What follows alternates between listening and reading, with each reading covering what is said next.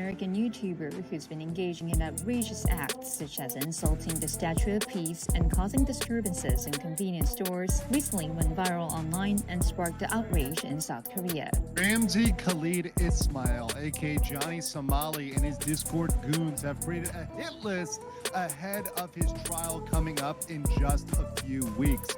A 5-year sentence is a joke. I mean, 5 years is no joke, but he's also not done getting all of his charges. So 5 years is the appetizer. I see you've looked at a little bit on the case, but not enough. How far can someone go for attention before the internet itself turns against them? In the cutthroat world of live streaming, where shock value equals currency, creators are constantly pushing the line just to stay relevant. But one man, Ramzi Khalid Ismail, better known as Johnny Somali, didn't just cross that line. He obliterated it.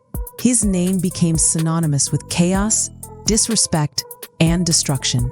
Once hyped as a bold, unfiltered entertainer, he spiraled into a global villain, despised by nearly every country he set foot in.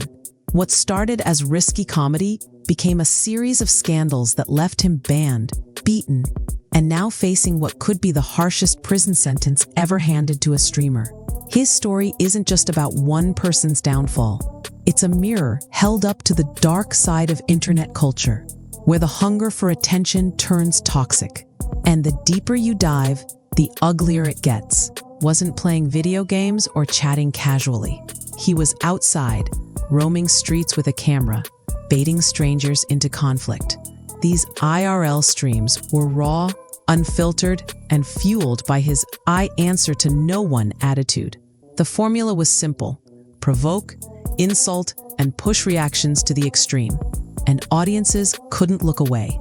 His first viral moment came from provoking a group of teens in the US, shouting insults until the clip spread across forums and TikTok.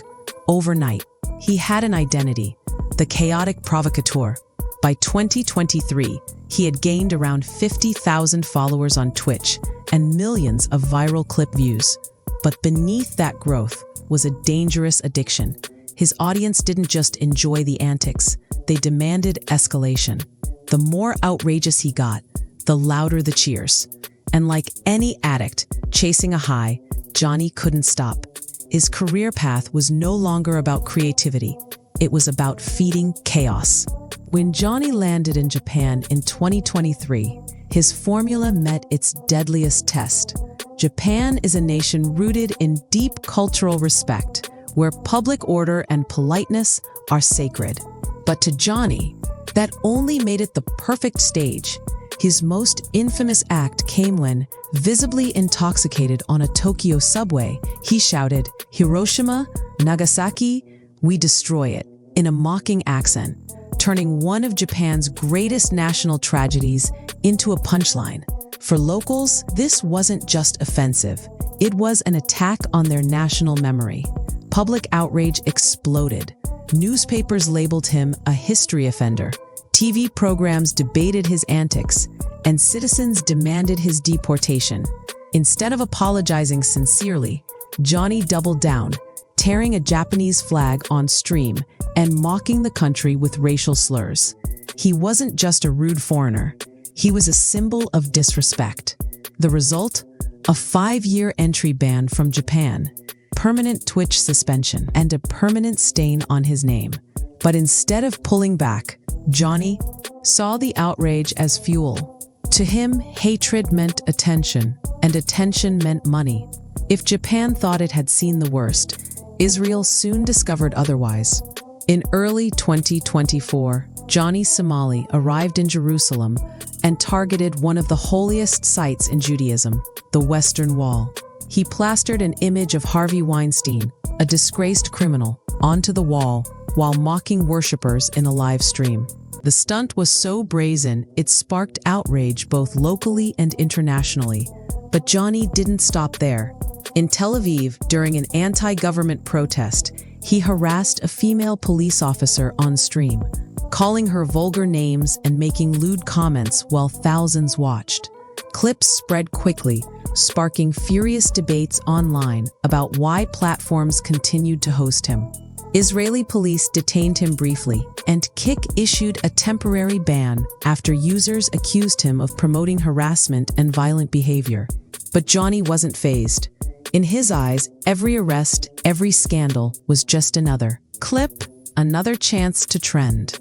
What others saw as disgrace, he saw as content.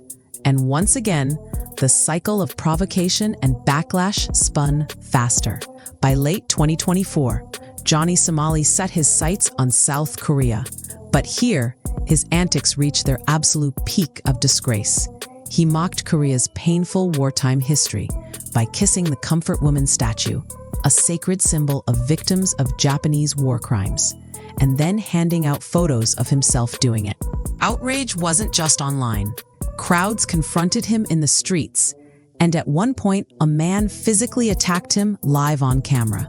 Instead of backing down, Johnny escalated, running half-naked through Seoul, dumping food on convenience store counters, waving rotten fish at strangers. His message was clear: go ahead, call the cops, I'm untouchable.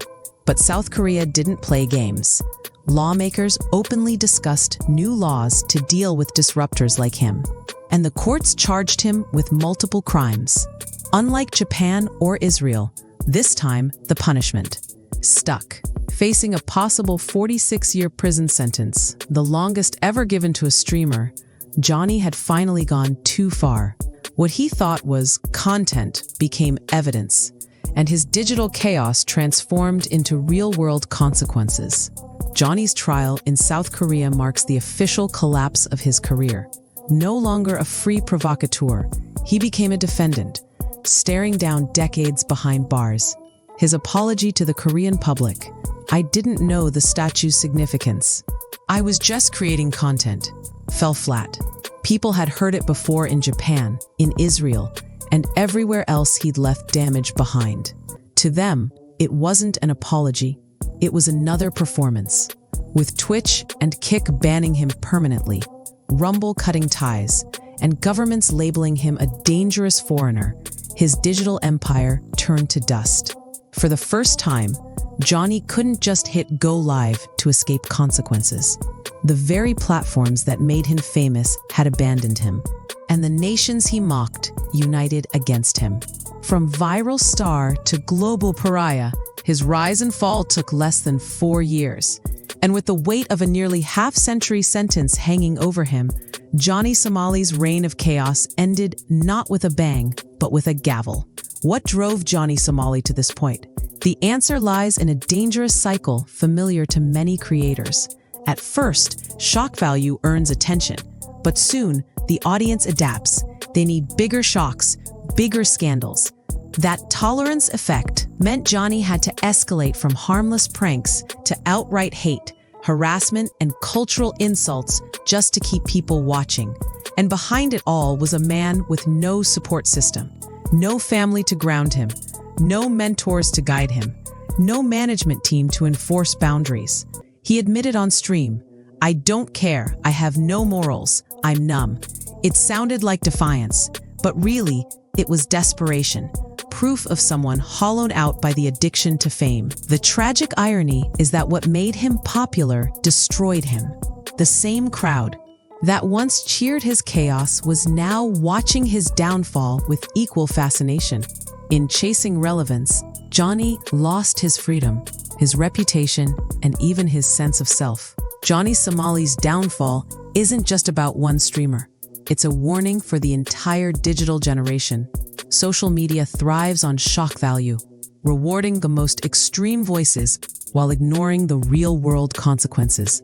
But when audiences cheer, click, or stay silent, they become part of the cycle too. Johnny's arrogance and lack of remorse sealed his fate, but the ecosystem that enabled him is still alive and growing. The real question is, how many more creators will walk the same path, chasing clout, until they destroy themselves? For Johnny, the story is nearly over, facing decades in prison, banned from platforms, and remembered not as an entertainer, but as a cautionary tale.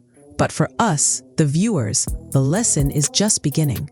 In a world where attention is the new currency, the real cost might not be paid by the creators alone. It might be paid by all of us.